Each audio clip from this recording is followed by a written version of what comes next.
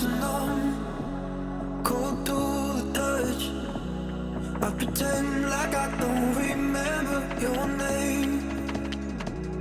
Every masterpiece turns to blasphemy. When I close my eyes, yeah, I still see your face. We were the thunder and the lightning, burn fire that started from the spark. I would spend you just to watch you twirl. It was us against the world. You were the rain falling on my skin. Yeah, I was dying when you pulled me in. I was your rebel and you were my girl. It was us against the world.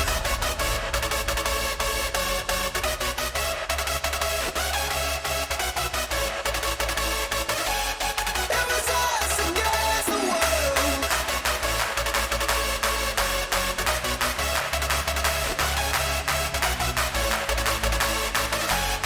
It was us against the world.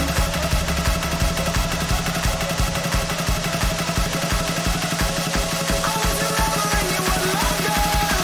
It was us against the world.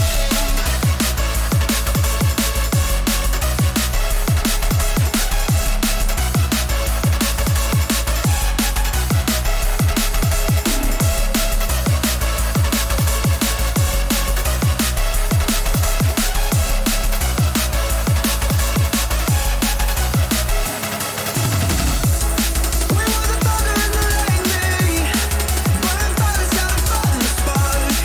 I would spend you just to watch you twirl. It was us against the world. You were the rain falling on my skin. Yeah, I was dying when you pulled me in. I was your rebel and you were my girl. It was us against the world.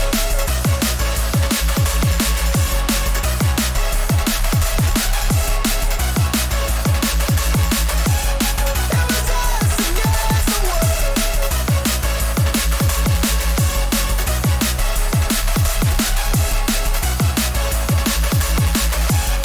It was us against the world.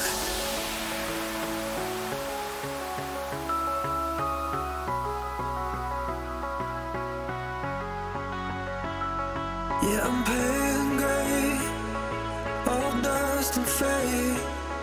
When I call for you, all I hear back is pain. Every song must stand, even diamonds fade. When the darkness comes, I count up my mistakes. We were the thunder and the lightning, burn fire that started from the spark. I would spend you just to watch you twirl. It was us against the world. You were the rain falling on my skin. Yeah, I was dying when you pulled me in. I was your rebel and you were my girl. It was us against the world.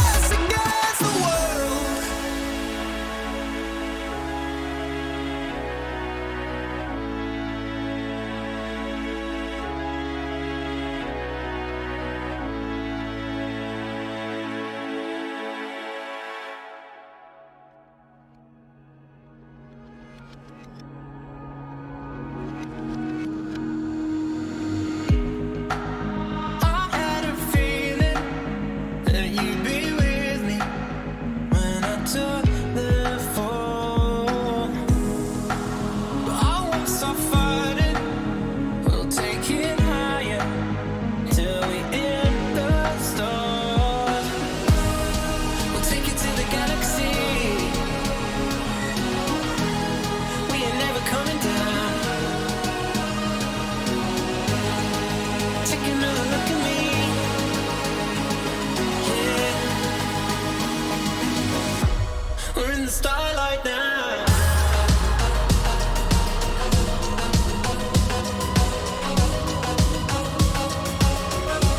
We're in the starlight now.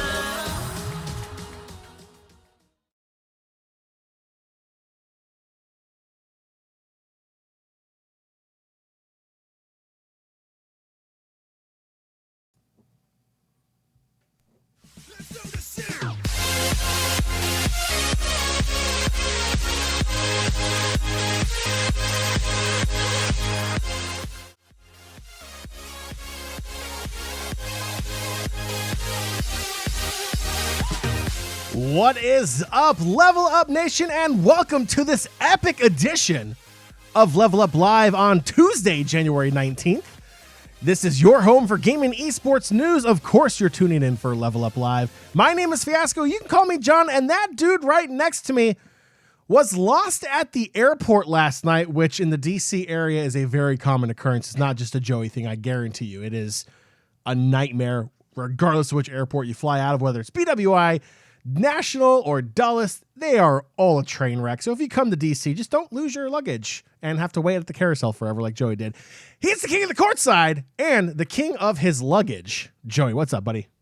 Absolutely. Yeah, guys, it wasn't that bad. It ended up being a very full flight, so it ended up taking a very long time to get the luggage overall. Nothing crazy, no too much as far as getting lost luggage or getting lost in parking lots. I know John wishes I would sometimes, but didn't quite get to that point as of yet. But we have an exciting show, guys. Hopefully some of our live listeners or live viewers, listeners, whatever you want to call them, make their way over here for this special Tuesday episode, as it is not on Monday tonight. But John, that does not mean we don't have some fun topics tonight. Absolutely. But first, Nation, you know the drill. If you're not doing so already, you might be failing at life. So get better. Get good. Make sure you're following the show on social media. Level Up Live is available on Twitter and Facebook at Level Up Live. That is at LvLUp Live. And while you're on Twitter, you're already staring at us for a good 45 minutes to an hour twice a week. You might as well be following us on social media as well. So follow Joey at Courtside King and myself at Fiasco for all the latest and greatest and spicy takes in gaming and esports news. And Nation, let's say you can't catch a Twitch show. We'll forgive you, but don't worry. There's a podcast version of Level Up Live called the LvLUp Podcast you can catch as well. The Level Up Podcast is available on Spotify, iTunes, Google Play, and Stitcher. And if you're going to be listening to it on the podcast version, might as well leave us a really awesome review, as reviews do go a long way in providing us critical feedback into what you, the viewer and listener, enjoy the most on the show, what you want to see different, what you want to hear different. So please, feedback of all sorts is really awesome. All right, Joey. It's the Monday edition on Tuesday? Question mark? We're doing it on Tuesday. It's going to be interesting. But I hear we still have topics, even though we're out of our normal schedule. So even though it's a Tuesday, we're still going to be talking about gaming and esports news. So what can you tell us about what we are going to be talking about today?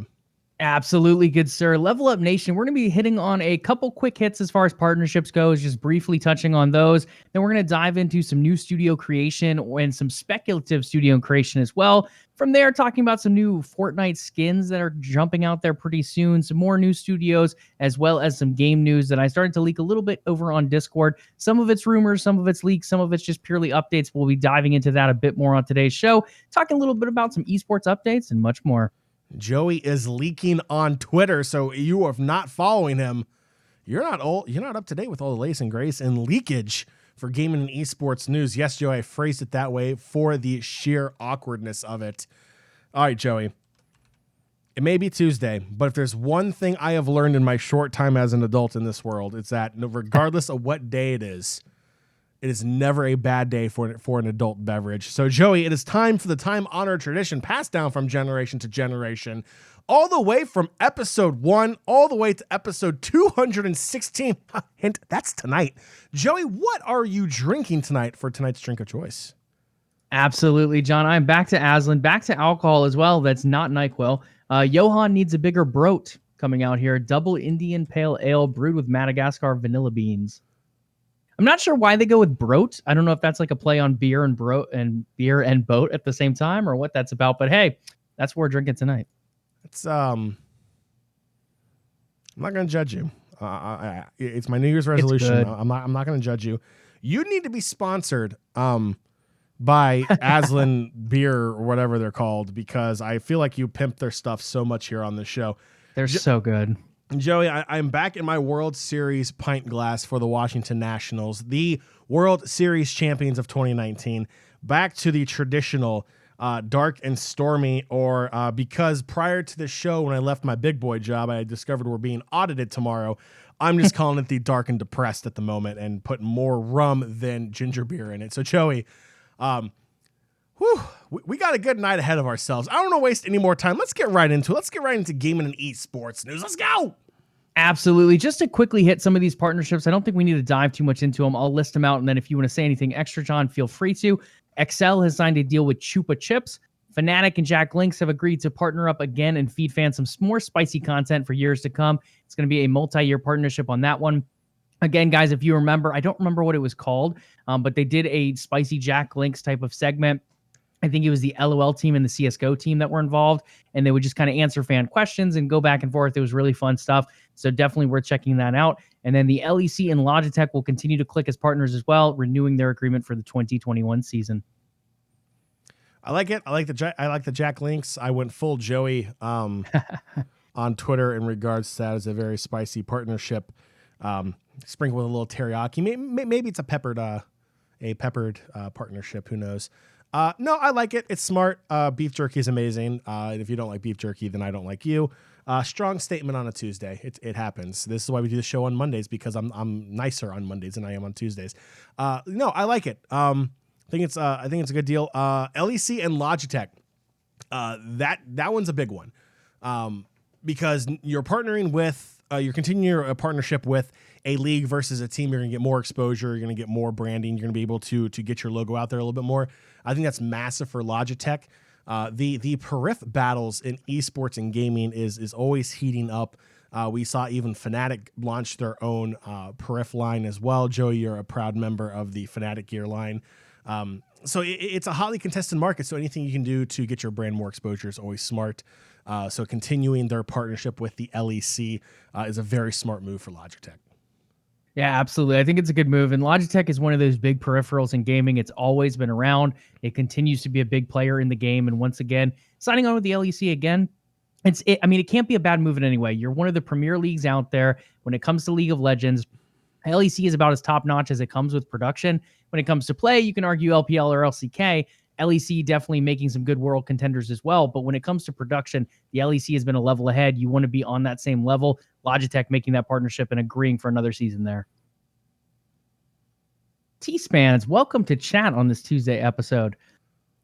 The creator and director of Dead or Alive and Ninja Gaiden, and that's, might butcher this name, Tomonobu Itagaki, has built a new studio. It's going to be Itagaki Games, John, over in Japan. Again, a very well-known creator, someone who's been around for very long in video games, has launched a number of franchises, those two being some of the biggest ones as well, a number of games under those franchises as well. This is huge. This is big. This is what we've seen a few different developers do. We had someone break away from Konami earlier. You've had a lot of big creators from Blizzard move out as well, starting to say, hey, let's take what we've done and what amazing franchises we've made with these other companies and instead look to do something different under our own name. And that's what we're starting to see a lot in 2020 and so far carrying over to 2021 here. One particular quote that stuck out to me, maybe it's because I'm a big Microsoft guy, but he quoted himself saying, I know Microsoft is still aggressive. If they reach out to me, it'll be an honor for me to work with them again, is pretty much what the quote goes on to say. So this is something that he has done before. Dead or Alive and Ninja Gaiden both were on Microsoft platforms. There was some exclusivity agreements there before between the two parties. In this quote, again, it's translated from Japanese, so take it as you will. It could mean that he's possibly looking at even an acquisition from Microsoft and to work completely under that umbrella. It could purely mean that he's interested in putting their games on the platform of Xbox or Xbox in general, PC, mobile, cloud gaming, whatever you want to consider it nowadays. So there's a little bit of room for interpretation here. I don't think a new studio would want to be acquired right off the start. So I'm guessing this is more, let's put my game on your platform, maybe even talk exclusivity in that sense. Yeah, I think I agree with the whole put the game on the platform versus being acquired. Even though, I mean, if Microsoft really wanted to do it, they could probably splash the cash and make sure anybody who is on the fence new or old, would probably take the money and be acquired. No, I think it's a good thing. We're in a really weird age of gaming where the larger studios are becoming more and more under a microscope, more scrutiny is being thrown at them, whether it's pushing developers too hard, whether it's putting them on impossible deadlines and putting out, like 60% completed games. All that doesn't really go on the actual people that work there. That's all on the upper upset that make those horrible decisions. So you're starting to see a lot of these big directors leave these large companies and start their own studios. It's not a bad thing necessarily. More competition's always great because it drives product value and it drives that level of standards for the gaming community. So I like the move away from the larger studio here. But no, he's right. I mean, if Microsoft wants to come in and say, hey, look, we want your games on our platform, obviously he's going to take it. If Microsoft says, hey, we want to acquire you into what in the world is their sketchy studio called? What was it called, Joey? Xbox. Sketchy studio. Yeah. Who's sketchy studio? Xbox. Microsoft. Joey. Sketchy studio. Joey. The name of the Xbox gaming studio. They have 23 now. The large name. Are you talking about the Initiative? The Initiative. Thank you. Oh, no, this would be separate, I think, than that. That's going to be like your super elite, your potential Quadra A type of developers. I'm just saying, if Xbox comes a knocking, not too many people are going to turn it away. No, I mean, Microsoft money definitely goes a long way, and they're not going to be the only one knocking this year either, with Google and Amazon kind of entering the fray as well, and Tencent being very much in there too. And we'll dive into that a bit later. But yeah, I think, again, it can be interpreted differently. It could be a full-on acquisition that he would be fine with. It could be exclusivity on the platform. Personally, I think exclusivity for the game release is probably as far as they would go for a new studio. Again, coming out there being brand new, finally kind of getting your own legs under you in a sense. I don't know if you want to go say, hey, let me go ahead and sell you everything I have, all of my new IP. I mean, it is one way to set yourself up for an early retirement and a very comfortable game development time. But at the same point, it is one of those things that you now kind of have your legs, you kind of have your freedom. I don't know if you're ready to sign away just like that. Based on a few recent posts on LinkedIn that came out this weekend, it's believed that Respawn Entertainment is looking to establish a new studio in Guildford, England. Job advertisements included a producer, assistant producer, and senior quality analyst for art so far. So overall, if we look at Respawn, this is one of the studios that under EA that is doing extremely well. Star Wars Fallen Order.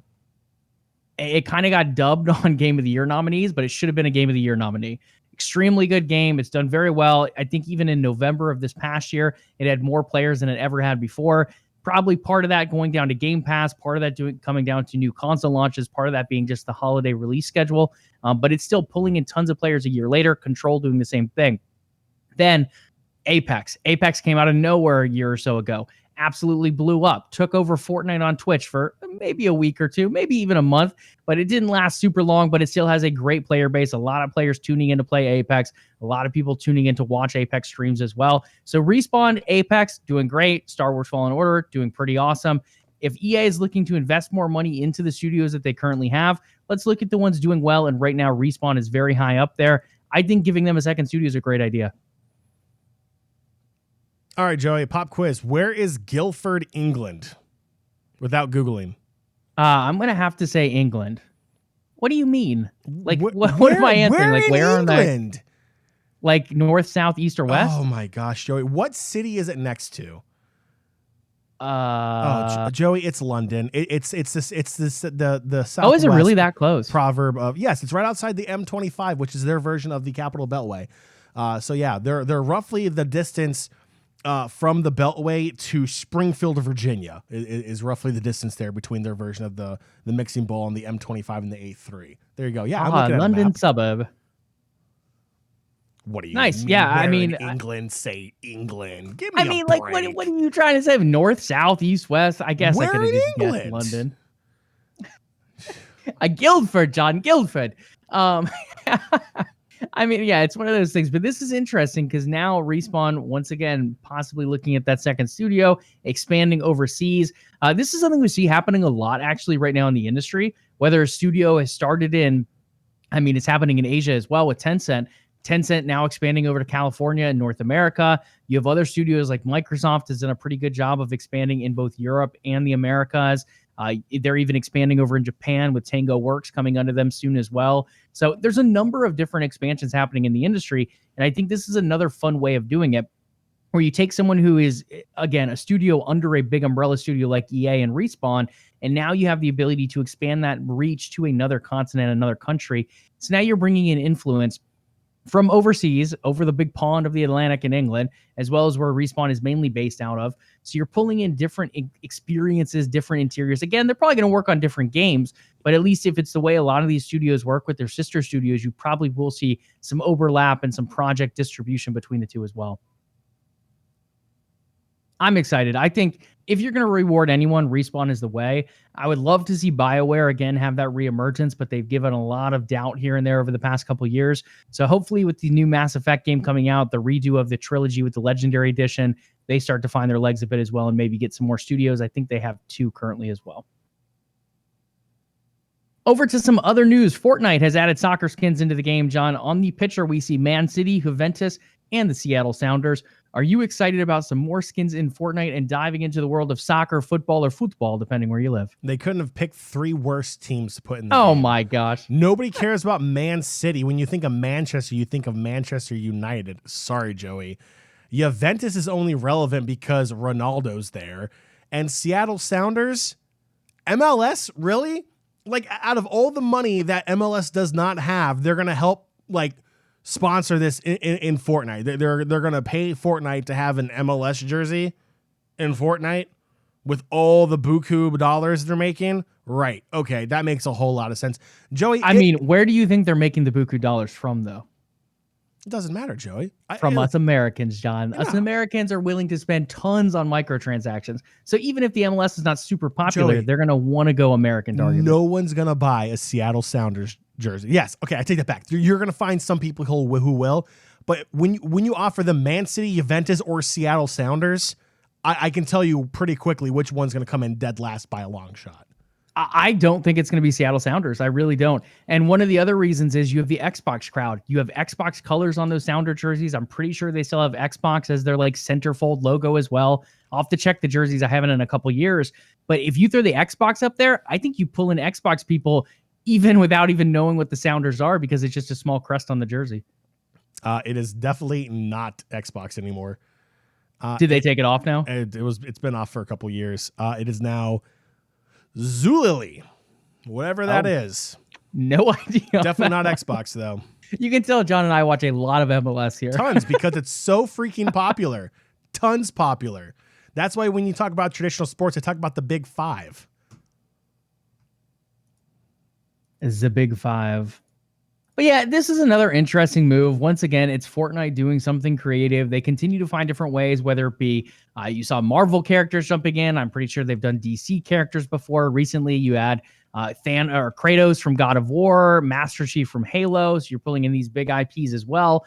They threw out their classic skins for a premium price as well. It's Fortnite. They're going to find different ways. We've seen them do it at the NFL, very similar to what they're doing here with soccer. Again, I like the fact they're doing it universally, though.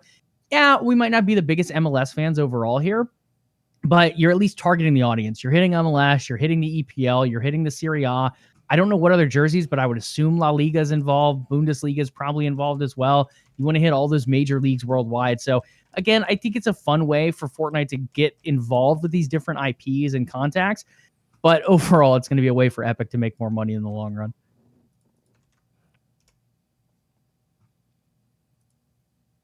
Moving from that to Sony with their Santa Monica studio, they're hiring an art director over there. The announcement went out, I believe, today or yesterday. It's for the development of an unannounced title. It doesn't say an unannounced IP, so this could mean it is a title we've seen before, whether it be something in the God of War universe, whether it be something, I believe Santa Monica did Uncharted. That might have been Naughty Dog, though. But I know they did God of War, so it could be something God of War. It could be a completely new IP. So far, all we do know is it's an unannounced project. Personally, and again, this is just speculation, I think this could be the game that Alana Pierce is working on. Those who know Charlana's art out there, she does a ton of stuff on YouTube. She's involved in Rooster Teeth. She's done stuff with Cyberpunk before on the Nightline or Nightwire. So she's all over the industry. She's done an XCast, was a podcast she was on at one point as well. So Alana very well up there in gaming and esports type of stuff. I think she originally got her name at IGN as well. So she's now a game writer. She's working for Sony Santa Monica. I don't know what game she's working on, and I don't think she's told anyone yet, at least publicly. I have a feeling it could be this unannounced IP here, which would be kind of cool to work alongside her. And again, art directing for a huge studio like Sony Santa Monica is amazing as well. But again, the biggest thing here is this a new IP or is this something currently in the works with one of their old IPs? Anything you want to say about Sony Santa Monica? One of the best, biggest video game studios out there, even for someone who's not a PlayStation fanboy like me. I think, I'm not a PlayStation fanboy. I didn't phrase that very well. But I think they are one of the most talented studios out there overall. I think the stuff they put out is absolutely incredible. God of War, every single time it comes out, seems to be a Game of the Year attender. So I think anything going out there, whether it be a God of the War game, whether it be a new IP, is something cool to work with. So super excited to see what this art director ends up going for project-wise. Battlefield 6 is in the works, guys. This one is not public information. I believe it's starting to leak out there a little bit. It's expected to release later this year, though. I've been told by multiple people that it should be releasing later this year. Again, there's a few things to keep in mind here. One, COVID. COVID is a complication that has obviously pushed a number of games back or released games early or pushed polishing for games back here and there. Cyberpunk, The Last of Us. You've seen a few games that are supposed to release early this year get pushed. Elden Ring, kind of behind the scenes, has been pushed. Halo Infinite was a big game that got pushed from November 2020. So this is another one that could get pushed depending on COVID complications. The other thing to keep in mind is all the other multiplayer games releasing throughout 2021, whether announced or unannounced. Depending on those release dates, they could end up shifting Battlefield 6 as well. But as of right now, it is scheduled to release later this year. Going over some of the rumors before I get your thoughts, Sean. The game will be released on PS4, Xbox One, and the 3 new next-gen consoles. One thing we've seen with this, with Cyberpunk, is that could cause complications if you don't focus on one over the other. So some teams are developing two different teams, one to work on current-gen or last-gen consoles, and one to work on those next-gen consoles, PS5, Xbox Series X and S. That could be one way to approach this. Again, some of it's very similar. Xbox, for example, is kind of like a watered down versus watered up version of one another. It still runs on a very similar operating system. PlayStation, similar as well, a little bit different here and there. But again, those next-gen consoles have so much more capability. One of the ways you're going to see that is PS4 and Xbox One will be capped at 32 versus 32 players. So 64 players total. Again, still pretty big, still a lot going on there, but it will be capped at 32v32. While the next-gen versions will actually double that, guys. They're looking at 64 versus 64. That's 128 players being involved in one game there. Again, something that's not really super doable on the current-gen consoles, especially given the new graphic fidelity coming out in this game. And just to top it on, before I put a little cherry on top before I send it over to John, a Battle Royale mode is supposedly in development as well. Go ahead, John. Take us away. What are your thoughts on Battlefield 6 coming out this year? Because we need another freaking battle royale. Cool. Maybe they'll add a Seattle Sounders jersey to their lineup as well, because I know how much everyone is dying to get that in-game skin content for the Seattle Sounders. I mean, Battlefield is kind of like up there with Call of Duty when it comes to like games that just keep going and going and going, and then they make an incredible hard left turn, and then they keep going in a direction, and it's like, okay, cool, Battlefield 6, that's awesome. You know, it's fine. Like, if you're a fan of the series and you want an updated game, fine, whatever. Pay $60, $70, $80 for it. I don't care. The big story, again, and this happens anytime there's a new generation of console coming out, is how are you going to be able to develop essentially two different games? Like Joey said, Cyberpunk was a great example of a developer failing miserably at being able to develop one game for two different generations. It's tough. It is literally developing two games at once. I get it. It's not an easy thing, especially when you're not at the studio, especially when you're sitting at home and you have Fido to worry about and your kids and whatever. Like, there's a ton of stuff going on, and it's really hard to do stuff. I get it. It makes complete sense. That's why we're seeing a lot of these delays. That's going to be the big question here is, are they going to be able to pull this off successfully? Battlefield 6 is a game title that has a very big following. It has a There is some respect on the name of Battlefield, that entire series, so you want to make sure that you're not going to do something to tarnish that game's legacy. So it's going to be interesting to see, how is the last gen going to compare to the new gen? Obviously, no one's expecting new gen type of graphics on last gen, but they're not expecting like a full disaster like a Cyberpunk on PS4 and Xbox One. So I'm fine with capping it differently. 32 versus 32 on last gen, that makes complete sense. A lot of people are going to be trying to upgrade to the new gen of consoles if they can ever find it again. 64 versus 64, I think that's a little ambitious considering nobody can find these new generation consoles anywhere. I would argue that there's not enough people to fill one lobby yet, Joey, because it feels like they're just that impossible to get. Can't find an Xbox, can't find a PlayStation 5, can't find anything. I'm just going to go buy myself a Nintendo Switch and cry. Wow. I think we could probably get 128 players on next-gen consoles, but I do like the fact that they are making some changes here. I think coming out and ambitiously saying these are going to be the exact same versions is just not possible. I think doing what NBA 2K did can be taken different ways as well. They release similar games, but they're quite different, the next-gen version versus the old-gen version. I was watching John play the old-gen version recently, and I'm like, wow, this is different. This is different. The character creation for my player is completely different. So there's a lot of different things that are just very different in that. And then you look at the Cyberpunk fiasco, maybe a little bit of pun intended there. Overall, the graphics just were not there on the old gen versions. They were very, I want to say gooey. They almost looked like faces were dripping and stuff was just not clean at all on that version. So I think that's one thing looking forward. And I believe Battlefield, again, don't quote me on this, but I believe there are two different teams working on this. So it's one team making sure it is ready for those last gen consoles or current gen consoles, and then working for those next gen consoles with the PS5 and Xbox Series X and S. So it should be pretty clear overall. Again, I don't know exactly what Cyberpunk's development looked like. It feels like those last gen consoles kind of got lost along the way toward the end there. So I don't 100% know how it'll come out. And again, we could see delays as a result, but it does seem like they're going to try to release on both generations. Moving into the next one, again, not publicly released, but we have heard rumors here and there. I can confirm Coder 3 is now in development, so that's Knights of the Old Republic 3. Again, I don't know who is developing this. I've heard back and forth. I originally thought this would go to Obsidian. Obsidian supposedly has 6 projects already in the works, and this is not one of them. Their team is expanding very quickly, but not quickly enough to take on a 7th game, because that would be absolutely obnoxious overall. But it is in development, so we do have Lucasfilms Games, I believe is what it's called now. They are looking into this. Again, legendary IP. Coder 1 was developed by BioWare, or Coder the original. Then you had Coder 2 come out. That was Obsidian. So again, a lot of people were hoping Obsidian picked up 3. This one supposedly will be by a different studio entirely. So not BioWare, not Obsidian. Again, not 100% sure who it's going to be. But what I was told clue-wise is that I would not guess what studio is developing it. So that kind of leaves it super up in the air, John. I mean, does that mean we're going to see something crazy like a Blizzard pick it up, or maybe Amazon diving into a legendary IP like Star Wars to try to find their footing within the gaming realm? Does that mean it's some random studio based out of, I don't know, wherever that, Guildford, England? I mean, I just feel like there's a lot of different things that could go on here. If I'm not going to guess it, it's obviously not BioWare and it's not Obsidian, but that just leaves so much room for me to guess where it could be. And honestly, I don't really have any idea. Do you know who you would like to see develop something like the Knights of the Republic 3? I can tell who I don't want to see develop it. Oh, please enlighten me. It's either COVID or the EA bug, one of the two. Oh my God. I don't know which one's worse. I don't know. Would COVID be worse than only one has a microtransaction attached to it? You know what? The COVID shot technically is covered. You are correct. So, but you know what? We're not going to go down that rabbit hole.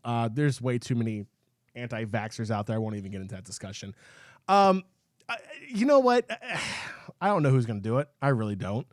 My guess probably would have been Obsidian, but apparently it's not Obsidian. So I honestly don't know. If it's something I'm not going to be able to guess.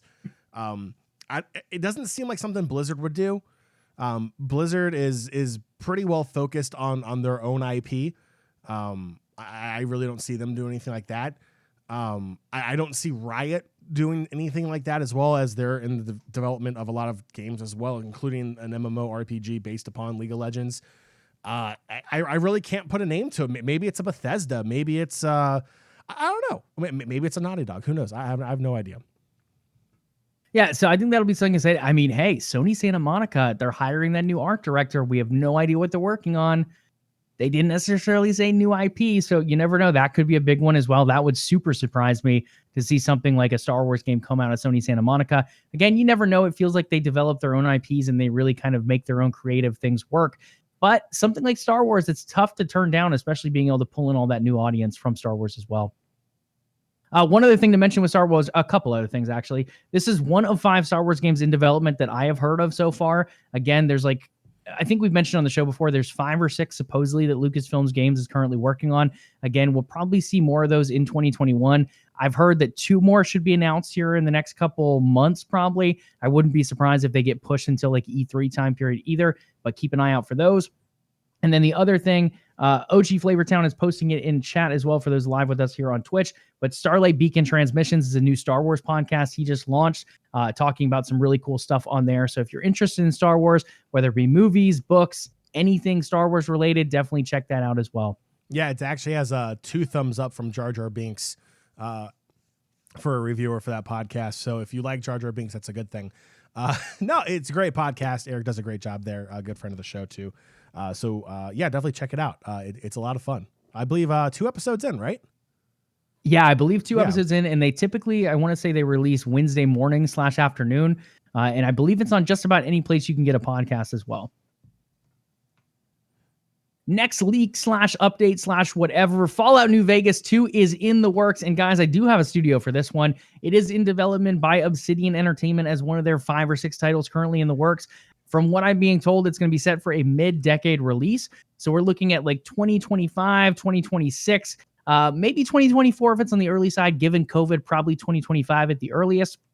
So if you're a huge Fallout New Vegas fan, now with Microsoft acquiring Bethesda, that deal should go through in a month or so. This IP is now going to be able to be worked on by any Microsoft umbrella company a little bit easier. And with Obsidian already have those ties to New Vegas, might as well give them New Vegas too. So it sounds like that will be an Obsidian project. Again, a mid-decade release on that one. Starfield. John, we've talked about this one a bit before, and I'm super curious to get your speculation on it. From what I'm being told, it's scheduled for a late 2021 release. Again, guys, disclaimer on everything. With COVID, anything can get pushed. The other thing to keep in mind is with Halo Infinite releasing possibly in that same holiday 2021 time period, they could end up pushing this one as well.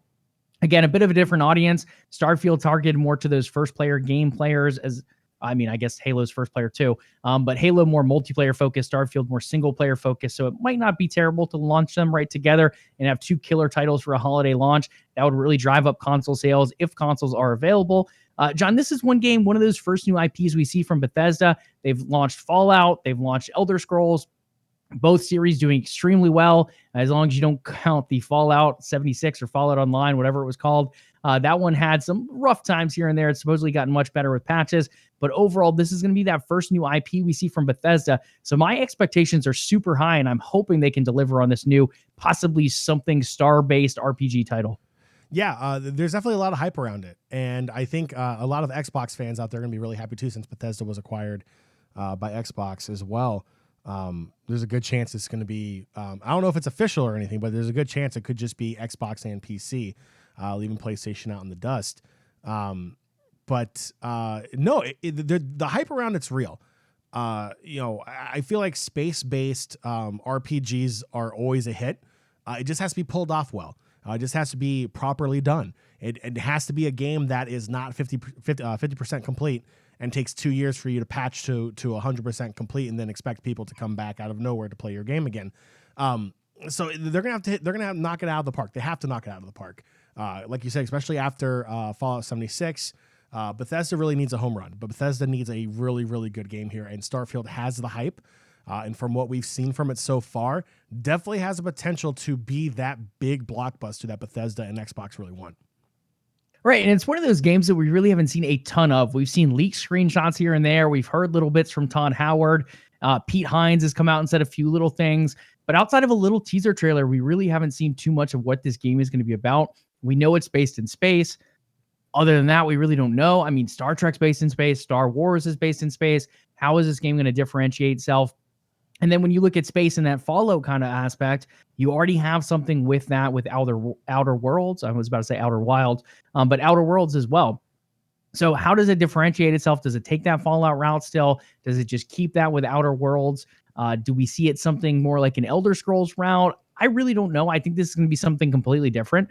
I don't necessarily think it's going to be in that Fallout type of universe. I don't think it'll be Elder Scrolls related as well.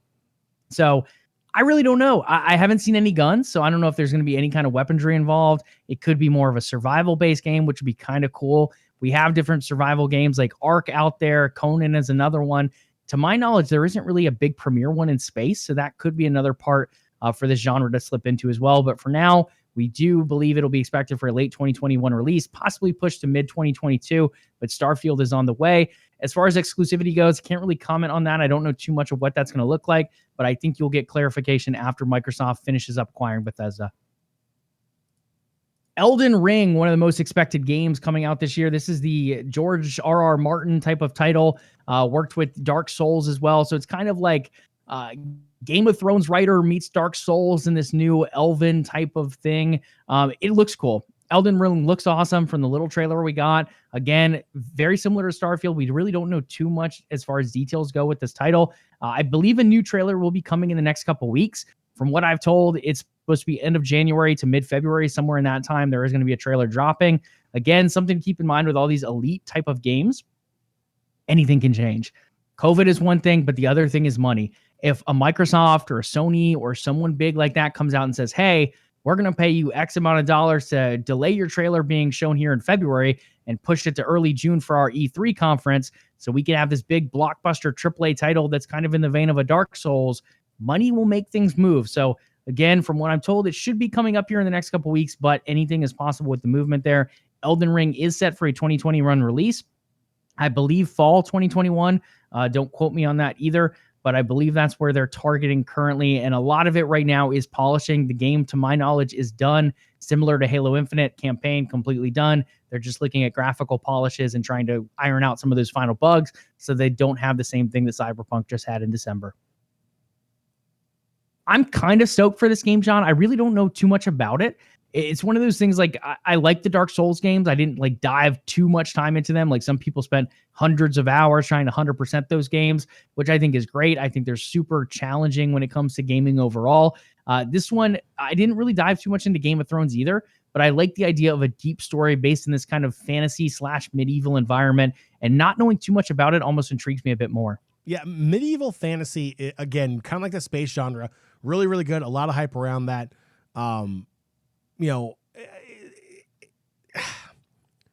It really should do well.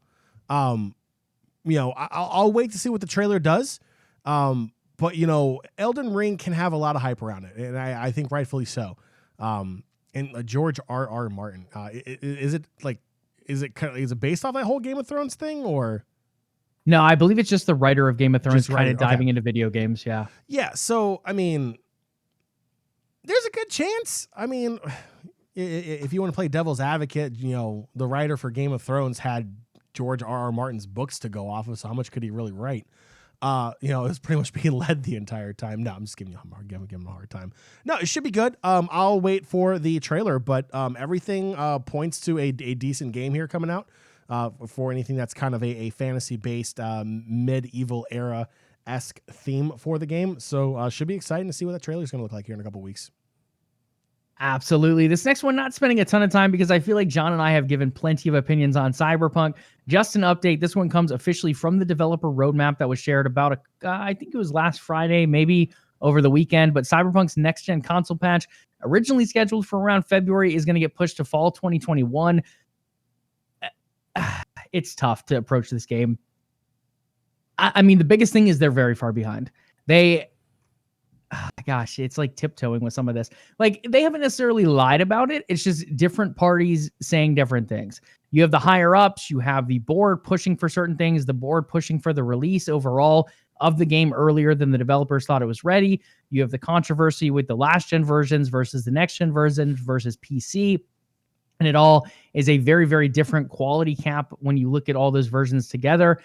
Overall, the biggest thing to touch on here, again, we could dive into Cyberpunk for hours, I feel like, is the fact that, again, if you're playing on next-gen consoles, supposedly it looks all right when it comes to Xbox Series X and PS5, But overall, you're not going to get those full development patches until later on fall 2021 when they really dive in, make it really polished up for next-gen consoles, because they're currently running current console versions that are updated graphically. But it's not like a next-gen graphic. It is like a tuned up, scaled up, unnative 4K type of graphic scaling. So again, when you're playing on Xbox One or PS4, it looks like doo-doo. When you're playing on next-gen consoles, it looks much better, but it's still not optimized for those next-gen consoles yet. That optimization is still about 7 to 8 months away. So eventually you're going to get a full game, but it looks like Cyberpunk 2077 is looking like Cyberpunk 2021/2022 at this current rate as far as getting that title out in its full roadmap aspect. And again, there's multiplayer planned for this as well. We have no idea when that's coming out either. So I'm just going to say this. It is not worth watching their apology video where they lay the road work of how they're going to fix this broken game. It's not worth watching because at the end of the day, we the consumers have become way too accepting of developers that 50% games and charge you full price for it. It's been going on for the better part of a decade. It's been going on since the internet-based console has come out. Prior to the PlayStation 2 era, your PlayStation 1s, your N64s, that's the game as is. They had to put out the complete game before it came out. There's no patching a cartridge. There's no patching a CD that doesn't have internet connection. Ever since PlayStation 2, I'll keep the rant short, Joey. I know you've heard it multiple times, but it's not acceptable. The fact that there's, okay, yes, we're going to patch and fix it. Look, the game shouldn't have been this bad in the first place on last gen. If you're not going to put the effort into last gen, don't put it on last gen. It's as simple as that. No one's going to complain that they can't get it on the PlayStation 4. Maybe some people will complain, but guess what? At the end of the day, you don't tarnish this game you've been working on for the better part of a decade by putting it on the last gen console and having to be a complete, as Joey said, doo-doo fest. So there's no point in doing it. I'm sorry. Your apology. I don't care whose fault it is. I don't care how many patches it takes. I'm sorry. Like, if you are not upgrading to the new generation anytime soon for the console, or you don't have a gaming PC, congratulations. They left you in the dark and they really don't care about you. That's the message they kind of send when they put out a 50% completed game. Bada bing, bada boom. Again, guys, if you want to hear about our full thoughts on Cyberpunk, I believe we have multiple episodes in the past titled something Cyberpunk. Go ahead and check those out. Plenty of rants and full details there as well. Okay, John, I'm excited to talk about this next topic, maybe speculate a little bit. It's kind of touching toes and tiptoeing a little bit around it. But I can tell you guys there's a lot of studio acquisition shopping currently going on. It's about to get super interesting. I think when the Microsoft and Bethesda deal ends up closing, or ZeniMax Media, the overarching company over Bethesda, when that closing, it is about to get super spicy. We're talking Jack Link spicy, like that Fnatic partnership earlier in the show. It is going to get crazy. The big players, from what I'm being told, are Amazon, Google, Microsoft, and Tencent. Those are kind of your big four, your potential horsemen of the apocalypse when it comes to gaming moving into the next generation. Your second tier, still playing in and looking at some acquisitions as well, but having a harder time keeping up with some of the bidding, is Sony, Take-Two, and EA. Again, Sony's big. They're one of the biggest console makers out there. The problem that Sony's running into now is that they're running into the big businesses that are more than just consoles.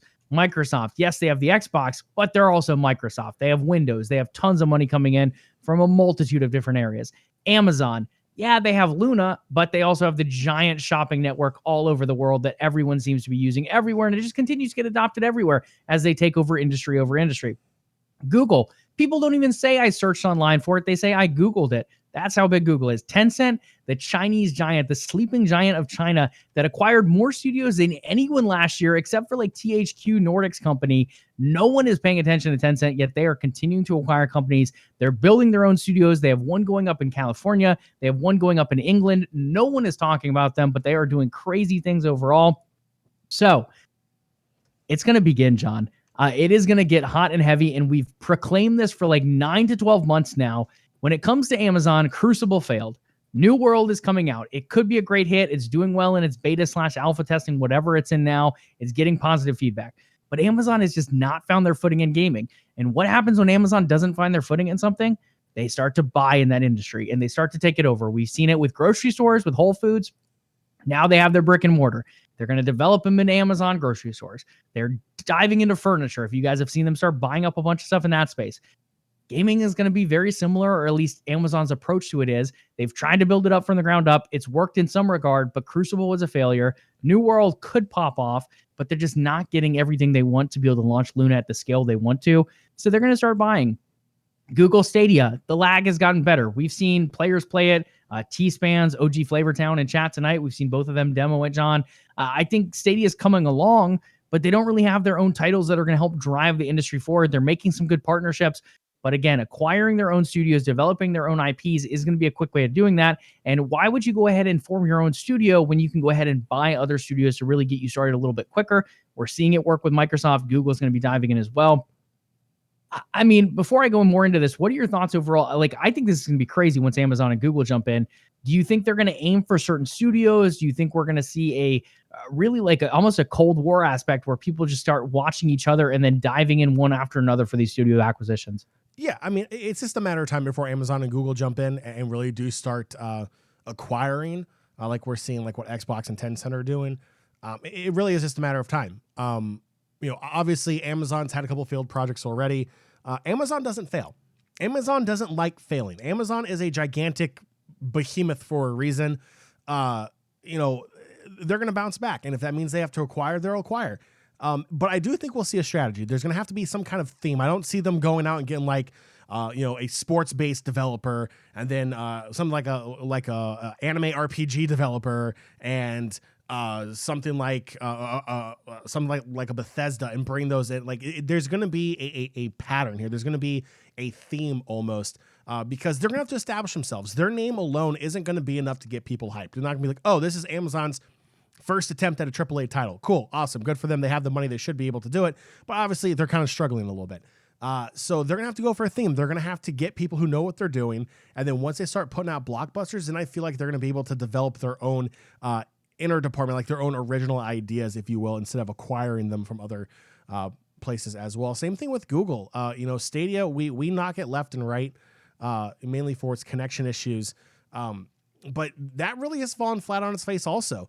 Yes, the idea of cloud-based gaming is the next thing, but currently it is not the next thing because there are so many issues with that thing, mainly being internet connection and the horrific lag.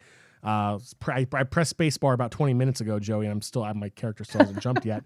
So yeah, but I do think the floodgates will open. It's just a matter of time before Amazon and Google open those floodgates, and it's going to be nasty. Cold War of video games? Yeah, probably. Maybe a little overkill, but yeah, I do see that becoming a reality where smaller studios are going to be looking for that next step up. I mean, having something like an Amazon or a Google back you is massive for some of these studios. It's almost guaranteed success and guaranteed funding for their dream work, being backed by these amazing organizations that want to do that. So, yeah, I think it's just a matter of time.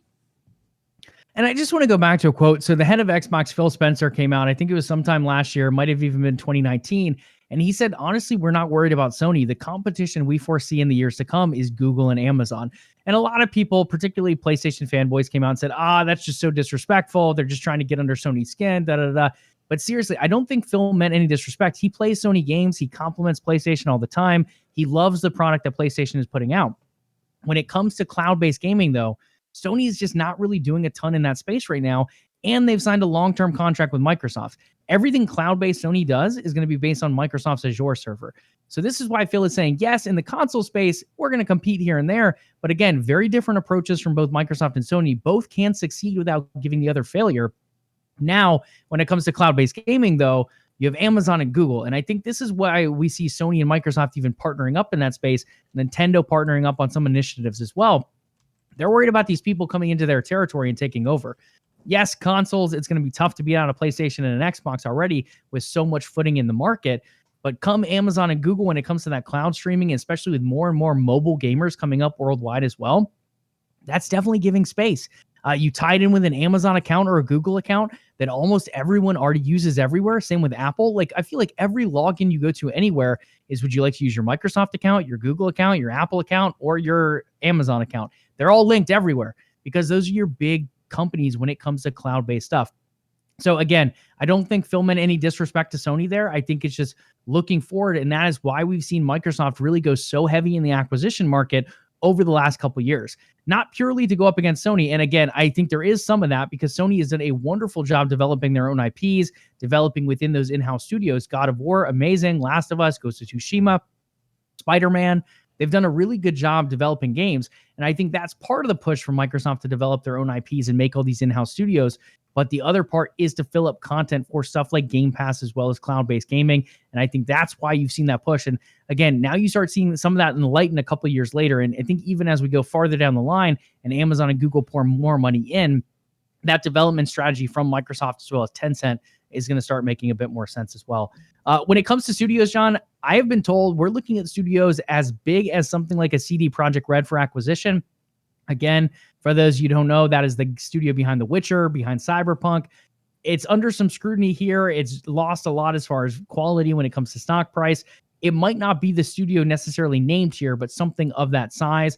If CD Projekt Red is acquired, it's a public company over in Poland, so there will be multiple discussions that get made public before anything like that goes through. But something that big, something that giant size, there are a number of studios out there that are that size that could be acquired. The other one I'm curious to get your thoughts on as well, John, is Ubisoft. I've heard Ubisoft is not necessarily on the market, but they could see something as big as that, something like another Bethesda deal potentially going through this year in 2021. No idea who would do it. I could see this being a huge bidding war between Microsoft, Google, and Amazon. Amazon and Google currently have deals for Luna and Stadia respectively when it comes to Ubisoft. And again, we talked about it a couple episodes ago. Microsoft and Ubisoft are in talks about bringing something like Ubisoft Plus or Uplay or whatever it's called over to Game Pass as well, like we saw with EA Play. So Microsoft is another contender who has worked with Ubisoft in the space before as well. Those are three people that could potentially pick up a huge deal like Ubisoft when this Bethesda deal closes as well. Yeah, Ubisoft would be big. But yeah, I feel you. I mean, we're going to see some big names out there be acquired once the floodgates open, and I feel like everything's on the table. Obviously money speaks, so it's going to be interesting. It's going to be one of those things we have to stay tuned and watch to see where the money is going to flow, where the news is going to break. But yeah, an acquisition like Ubisoft would be absolutely massive, regardless of who you are. Absolutely. Not to touch on that too much more, but the other thing to keep in mind with these is we really don't know their strategies. When it comes to Microsoft, it's going to be day one on console, PC, as well as mobile gaming through cloud streaming with xCloud. Tencent, they really don't care where it's published. They're going to publish wherever they can to get you into their ecosystem. Amazon, from what we've seen so far, again, limited game releases. They've released on Luna and PC. And then when it comes to Google, we have seen them release on Stadia, and that's it so far. Again, not because... Google doesn't really have a ton of its own IP coming through at the moment, so that's still a little bit ambiguous. It could involve PC as well, but something to keep in mind as we see these acquisitions come through, whether they be single studios or big companies like an Ubisoft, where are they going to be available? Where are we going to be able to play? Do we have to buy a Google Stadia to play it? Can we still play on PC? That's something to keep in mind and question these companies really as they're going through these acquisitions. Okay, Joey, just real quick before we move on, it's time for Fiasco's Fun Facts. Oh, please. So you said that people don't even say to search anymore on the internet. They say to Google. When did Google become an official verb, according to Webster's dictionary? 2004. 2002. Close. Oh, I was going to say 2001 or 2004. It was also named the most useful word of 2002. Now, the Oxford English Dictionary minted it in June of 2006. So I was a year or two off on both guesses. Yes. Rip. So there you go. Really kind of cool there. Google now a verb in the English dictionary for at least, like 15 years. Gosh, that's insane. Wow. Fiasco Facts, ladies and gentlemen. That's with a PH. Fiasco Good Fun stuff Facts. there, John. Fun Thank facts. you. Thank you for coming through with that clutch knowledge. I know how much you enjoy those, Joey. So I do. I absolutely love fun facts in the show. In fact, we might even have a trivia night one night where we talk about fun facts, gaming trivia, and all that goodness. But before that, John, one thing could start, and that is Halo Infinite flighting. They have now released it, or at least through Windows Central, it's been somewhat announced that there will be flighting for Halo Infinite, similar to what we saw with the Master Chief Collection, where they're going to go ahead and demo game modes. They're going to demo the game itself. How is it running? Are there any bugs coming up? How do we feel about Oddball? How do we feel about Team BR? All that good stuff. Again, not 100% sure when it's coming out. From what I've heard, we're looking at like a late March, early April potential release for the first flight. If I had to guess, that's probably your pro players, your big streamers like Ninja. They would get their first dibs at it to give some feedback, get their thoughts on it. How is this game going to stream? Do there need to be changes for settings for streamer mode? Maybe you get your tournament organizers involved at that point as well, whether it be for the esports scene or the community scene. What needs to be implemented with the spectator client, all that good stuff. I'm guessing some of that will be the first stages. Then from there, we'll eventually enter into some public tests. If I had to guess, again, pure speculation here, I think sometime around E3 timeframe is when you start seeing those public tests. I wouldn't be surprised if you even see it come up. Like Halo multiplayer is shown a little bit at E3, and then after that, they flash a open beta flight testing starts right after the show. Make sure to sign up here on Halo Waypoint. I don't know. I think that's one thing they could do with that. So again, it's pure speculation, but we will see flights prior to the launch, multiple flights prior to the launch. So I'm thinking probably spring, early summer is when we will start seeing that come out. And again, guys, Halo Infinite, so it's not beta keys. It's all purely flight-based on your account. So if you're interested in that, keep an eye out. I think Halo Waypoint is probably where it'll be posted, and you'll want to keep an eye for that. John, if I had to pick one game I'm most hyped for this year, and again, there's a lot of great ones. You have Cyberpunk 2077 actually coming out as a game without bugs this year. You have Elden Ring coming out, potentially Starfield, God of War potentially as well, new Ratchet & Clank, Halo Infinite. There's a lot of great games out there, but Halo Infinite is one that I have very high expectations for. It could come out and be an absolute flop, like we saw with Halo 5 as a single-player campaign. From what we've seen, Halo Infinite has a really unique and fun campaign coming out potentially. But again, the multiplayer now releasing 1 free-to-play and 2 on PC and console day 1 leaves a lot to be desired, and potentially the revitalization and the resurrection of the Halo esports team could be on the cards for this year. Oh, okay, Joey. So chat does have a question. Our new sub Genetically Perfect is asking when Putt Putt Saves the Zoo 2 comes out. He's about to take a sub away. I have no idea what that is. do you have a release date with all your spicy takes there, Joey? Putt Putt Saves the Zoo. I'm looking this up. 2, oh wow, it's on 2. Steam. It's very positive on Steam actually. The original one, 350 positive reviews when it came out in December 31st, 1995. Oh my God. It kind of has those graphics that look like Magic School Bus, like Miss Frizzle's coming to town type of thing here. I don't know on Putt Putt Saves the Zoo 2. I hope we see it this year, but with COVID, you never know. It could get pushed another decade. Okay, Genetically, just real quick. Putt Putt Saves the Zoo or Pajama Sam? Which one are you taking? You have to choose one. The other gets destroyed. Oh, John, your playthrough of Pajama Sam was great. I couldn't find the damn sock. Like, this is a kid's game, and I couldn't find the sock. Oh, so upsetting.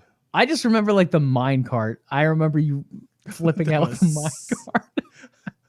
It's so irritating. Pajama Sam is let's see, but Papa has a baller. Okay, Pajama Sam is the winner. Who knows? Maybe I'll actually play Pajama Sam 2, 3, and 4 since I bought all of them for a whole whopping $2. Oh, I didn't even realize there's multiple. Yeah, you're gonna play those 100%. Okay. Content, ladies and gentlemen, content. Pajama Sam, Putt Putt. We're gonna do it all here. John is an expert when it comes to these beautiful games from the 90s, so we'll see what you got. Okay, a few other bits of upcoming news. We're coming toward the end of the episode, so just a couple more things to announce today. Voting for the next League of Legends champion rework and skin thematic closes tonight. So, ladies and gentlemen, if you want to get out and vote and have your opinion heard, you can do so before 11:59 p.m. Pacific time tonight. Go ahead and vote for those. It's in the League of Legends client. Just purely log into that. Click on the launch or whatever for season 21. Or I think it's season 11, season 2021, I think is what they're calling it nowadays. But just go ahead and click that, do your little voting, send those in, and call it a day. Capcom, they'll be showcasing Resident Evil Village on January 21st. That is a couple days from now. 10 p.m. General Mountain Time with a new trailer, some series news, and a first look at gameplay for that as well.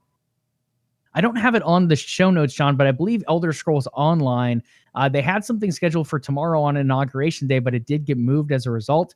At one point, I think it got moved to January 21st. It might be that day. It might be next week. But if you're an Elder Scrolls Online player, the new stuff, it's like Werewolves or something, I believe, that's coming out. You'll definitely want to check that out as well. This week or next week, go ahead and check Elder Scrolls Online, their socials for that info. Balan Wonderworld, for those that play like a Hat in Time and games like that, this one's going to be in a similar vein to those. It's going to have a free 2-hour demo heading your way next week. That is January 28th with a full game launch scheduled for March 2021. Again, pending COVID updates. Just keep an eye out for that. But supposedly it's on schedule for a March 2021 release. Yeah, Joey. What they're not saying is that Capcom showcase is being delayed because Division 2 IRL occurs tomorrow as well. So we'll see what happens with that. They don't want to be bumped by the IRL stream of Division 2. Yeah, tomorrow will be crazy, guys, if you're tuning in for the inauguration. Hopefully nothing too violent or anything like that. There are a ton of National Guard in the city, so hopefully it's a very smooth transition over there. But do keep an eye out for that, as John says, in case Division 2 or Division 3 potentially breaks out in DC tomorrow. LARPers gone wild. Harper's gone wild. A couple esport updates. Rainbow Six Siege fans out there, they've announced the 5th edition of the Six Invitational. This time it's going to be held in Paris, France, John, from February 9th to the 21st. Again, Rainbow Six Siege not being a game that John and I play too often, but as far as the esports scene goes, it has continued to grow year over year. They're one of the first scenes to do a pretty good job when it came to revenue sharing for teams. Teams love to buy in. If you're a fan of Cloud9 or Fnatic or whoever's playing Rainbow Six, you have the ability to get an operator skin, some gun skins, a charm, all that good stuff, all revenue shared with the teams. And again, if you're into the esports scene, that 5th Six Invitational will be happening February 9th to the 21st. Valorant, Riot has announced Nerd Street Gamers is the official NA tournament operator. John, we've dealt with Nerd Street Gamers here and there. They're a cool company. They will be producing the first stage of the 2021 Valorant Champions Tour this year. Qualifiers opening up January 27th for those interested. Again, if you're not playing Valorant, it's similar to CSGO in the sense that it is a tactical shooter. It also blends in the abilities kind of like you would see in like a League of Legends or an Overwatch. The ability to use those abilities alongside those tactical shooter aspects makes for a very unique gameplay in Valorant. Challenging all the same, though. You can watch John or I stream it. It is very challenging for some of us, but it is a cool esport to watch. It does take a little bit longer than some others, but Nerd Street Gamers taking the lead on that one for the 2021 North American Valorant Champions Tour. Anything you want to say on Rainbow Six or Valorant here, sir? Nope. Ready for League. Let's do it. A simple no. Last topic of the day is the new LCS lock-in preseason tournament. The LCS, what can we do different? What can we make ourselves stand out from the LEC? We got a new logo. We have some new casters on the desk. We have a little change here and there with some of the templates that they use for the live broadcast. And they said, hey, let's throw in a preseason tournament as well. Get things a little spicy. Throw off all the fantasy League of Legends players so that they can't play the thing normally, but they get to see their teams with some early action here in NA. And John, it kicked off. What do our groups look like so far through the group stage? So in Group A, we have a 3-way tie in first place with TSM, Team Liquid, and 100 Thieves 2-1. Fourth place is Squirkle's Golden Guardians at 1-2. And CLG, well, they played 4 games. They're looking like CLG of last year. They're 1-3 in 5th place. Over in Group B, Evil Geniuses holding on to the perfect record, 3-0. Cloud9 in 2nd place, 2-1. Immortals in 3rd with Dignitas at 1-2. And FlyQuest with the big goose egg, 0-2. And I believe this is still being played. Yes, right? Okay, so they still have a couple more games. Eventually, it will be the top 4 teams moving on here. So if things stay as planned or as currently looking on the standings, CLG will be the team that misses out in Group A with the other 4 advancing. And FlyQuest at 0-2 would be that second team in Group B to miss out moving into the knockout stages. Again, very little difference here, though. Like, you look at the 3rd place team over here in Immortals or Dignitas, they only have 1 more win than FlyQuest. Same when it comes over here to the Golden Guardians. They're purely just 1 less loss, keeping CLG in that last place. So still a lot of fluid movement could come through here. In particular, if you had to pick one team from both sides not to make it to the knockout stage, John, who would it be? Probably CLG and FlyQuest. And I'm not just saying that because they're currently in 5th place. But, FlyQuest is going to have a hard time against Dignitas, Immortals, Cloud9, Evil Geniuses. Like, that's a tough group. That's a very tough group. Same thing in Group A. Yeah, you have a resurgence in TSM. Bjergsen now moving from mid lane to head coach. Team Liquid, still a really good team. 100 Thieves trying to make a name for themselves. Golden Guardians essentially in rebuild mode at 1-2. I mean, it's going to come down to Golden Guardians and CLG in Group A as to who doesn't want to make it, because both of these teams are going to be struggling throughout this entire preseason tournament, if you will. They're going to be struggling in the split as well. So it's going to come down between Golden Guardians, I think, and CLG, but I'm pretty confident saying FlyQuest will be the odd man out in Group B. Yeah, I think Group A, I'm in the same place. Golden Guardians or CLG. Golden Guardians with a completely revamped roster. CLG, one other thing to keep in mind is Brox's visa is still in the works. They just had Finn's approved, so I believe he's technically eligible to play now. Brox is still having some issues there. So CLG is not playing with their full roster, and that's one thing to keep in mind here. I think overall, if they were to get that roster in place in time, CLG probably makes their way out of this as the fourth team. If they do not, those rookies of Golden Guardians definitely stand a little bit stronger of a chance and could potentially push their way forward. But both teams leaving a lot to be desired there in Group A. As far as Group B goes, I'm in a similar spot as well. I think Flying Quest could be the team out here. Losing Santorin has been a very big dagger for that team, kind of being that jungler as well as partial shot caller for the squad overall.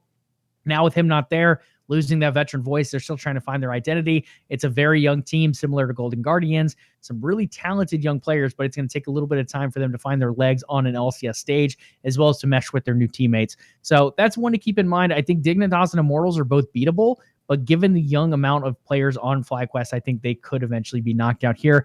It's a bummer, again, that 4 teams are getting taken through from both groups. To me, it makes no sense to have a knockout where you're only eliminating one team from both group. But overall, that's the way the LCS has decided for this inaugural lock-in tournament.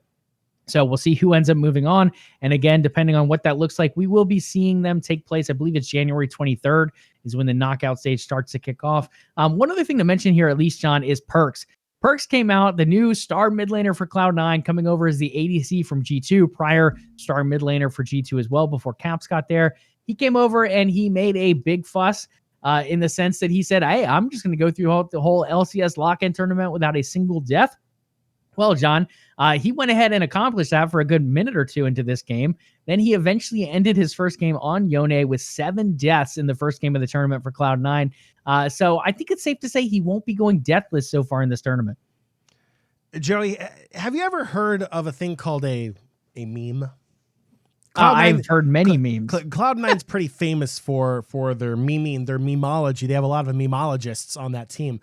No deaths in a tournament, Joey, is a meme. It's a small, fun little meme. Only LEC elitists would take it on face value for exactly what it is. And Joey, you have fallen for the NA trap card. You have fallen for Cloud9 Perks and his memeing, and you were his first victim. Congratulations. No, everyone else. I mean, many players have done something like this before. Sven and Cloud9 in and of himself has went many a game with no deaths. Reckless has done the same thing. It's possible to be done. I think it came out, again, it is a meme. It's definitely a meme. Anything like this that gets posted by a player is going to have some meme potential to it. But overall, I think this was a wake-up call for Perks as well. I think he thought he was going to come over here and maybe not trash every single mid laner, but he's definitely having to challenge himself more than I think he expected to this early on in the season. Yeah, I mean, he's probably you know, as Windows notifications go off all over my computer. Yeah, I mean, look, he's coming into a new league. Yeah, he's used to playing NA in international tournaments. You know, it's really his first taste of diving into the cesspool that is the LCS. So yeah, I mean, maybe 7 was a lot for his first game. But you know, at the end of the day, you know, there's always going to be a learning curve when you switch leagues. The LCS is played incredibly differently compared to the LEC. As you can see on a weekly basis, the metas are almost completely different, mainly because the LEC is at a higher skill level. So, you know, it's just like you see when you play ranked on League of Legends yourself at home. What is meta in bronze is not meta in platinum, is not meta in grandmaster. So it really does vary based upon the league, and same thing in pro scene as well. LCK, LEC, LPL, all of them have a different meta, you know, roughly on the same theme, but a vastly different meta. And really that's how LCS wins, is by picking off meta picks and really shocking the opponent. That's what we've seen Cloud9 do for years when they make it to Worlds. So yeah, it's going to take them some time. So, you know, it's just a meaningless preseason tournament. You know, there's nothing going on here. So, guys, if you want to see the rest of that meaningless action take place, the rest of the group stage will be taking place this week, as well as the LEC kicking off later this week, I believe, on Friday. So some great League of Legends action finally kicking off. The LCK kicked off recently as well for the fans of Korean League of Legends, some of that top tier play as well. all that action is getting nice and mixed up as esports are finally starting to kick off here for 2021. So keep an eye out for that. Again, LvLUp on Twitter. You can find us there at OTN Media as well. We'll be talking about those esport updates, and they'll be put again right here in the closing. Thanks again for joining us in chat tonight, and we're looking forward to some very spicy esports takes and LvLUp action here in the future in 2021 as well. Well, Nation, that will do it for this edition of LvLUp Live. Before you go, head over to patreon.com/OTN and consider becoming a part of the Overtime Network. In return, you will get access to exclusive content that nobody else in the world can get unless they are a part of OTN Media. If you have not already done so, make sure you follow the show on Twitch to catch the next episode of LvLUp Live. If you listen to the show on our podcast feed, leave us a review. LvLUp Podcast is available on Spotify, Stitcher, iTunes, and Google Play. We would love to hear from you. In fact, we love to hear from our community so much, Joey. There are so many different ways they can reach out to us. Joey, what are some of those ways? Absolutely. Head on over to Twitter to get things started and find us at LvLUp Live. That is LvLUp Live. In addition to that, you can follow the umbrella company of the network here at OTN Media. Twitter and Facebook, that's at OTN Media, and on Instagram at OTN_media. Last but not least, hit us up with a follow, maybe even a Twitch Prime sub over here on Twitch. The channel, twitch.tv/OTN Media. LvLUp Live taking place Mondays and Thursdays most of the time at 8 p.m. Eastern Time, pending baggage losses and good stuff like that. On top of that, we do have a number of other streams throughout the week. Definitely come check those out. Again, twitch.tv/OTN Media. All right, make sure you tune in this Thursday, the 21st of January. This is 2 days away as we cover latest and greatest in gaming and esports news. Do your ears and eyes a favor. Hit that follow and sub button here on Twitch to know when the next episode of LvLUp Live is ready for your viewing pleasures. We'll catch you all on Thursday. Have a great week. Remember, be nice to your fellow gamers online, and as always, LvLUp.